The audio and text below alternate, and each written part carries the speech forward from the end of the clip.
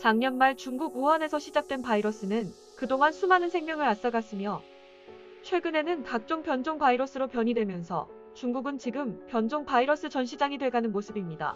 중국 충칭이과대학 연구팀은 지난 6월 중순 베이징 농수산물 도매시장인 신파디 시장에서 발견된 바이러스는 초기 우한 바이러스와 다른 디우길사지라는 변종 바이러스이며 이전 바이러스보다 전염력이 10배나 강하다고 발표했습니다.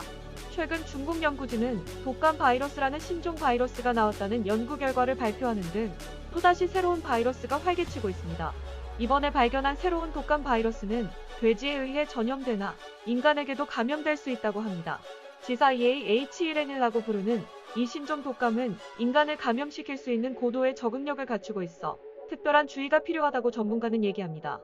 연구진은 미국 국립과학원외보에 실은 논문에서 이번 독감 바이러스는 인간의 기도 세포에서 증식할 수 있으며 인간 감염에 적합한 모든 특징을 갖고 있어 사람이 감염되면 바이러스가 더욱 활성화돼 대량 감염의 위험이 높아질 수 있다고 경고했습니다.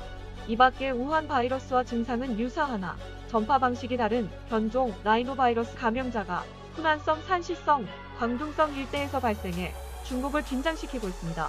코뿔소 바이러스로 불리기도 하는 라이노바이러스는 인간 바이러스 중 지금까지 120개가 넘는 혈청형이 발견되는 등 호흡기병을 유발하는 변종 바이러스입니다. 이처럼 중국은 지금 각종 변종 바이러스들이 경쟁하듯 튀어나오고 있어 중국인들은 지금 바이러스 쓰나미 공포에 절망하는 모습입니다. 더군다나 앞으로도 계속 새로운 바이러스가 나올 가능성이 높아 중국 전염병은 조만간 통제불능 상황에 빠질 가능성도 있다는 지적이 나옵니다. 과거에도 중국은 많은 바이러스로 인해 수많은 사람의 생명을 앗아가고 주민들을 공포에 떨게 했습니다. 1968년 광둥 지역에서 발생한 홍콩 독감은 당시 세계적으로 100여만 명의 목숨을 앗아갔고 이후 겨울마다 유행해 많은 희생자를 냈습니다. 2003년 발생한 사스로 당시 중국 당국은 774명이 희생됐다고 발표했으며 2013년 인간에게 처음 감염된 것으로 보고된 조류독감도 해마다 희생자 수를 늘리고 있습니다. 유독 중국에서 이처럼 바이러스 출현이 잦은 이유에 대해 다수 전문가는 고온다습한 날씨에다 인간과 동물이 엉키어 생존하는 생활 요인을 지적합니다.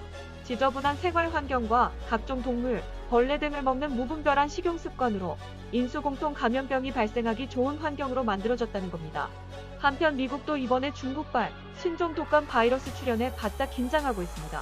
지난 30일 미 상원 청문회에 출석한 앤서니 파우치 국립알레르기 전염병 연구소장은 바이러스 유전자의 재정렬, 유전자 변경으로 변종이 이뤄져 새로운 상황이 예고된다고 했습니다.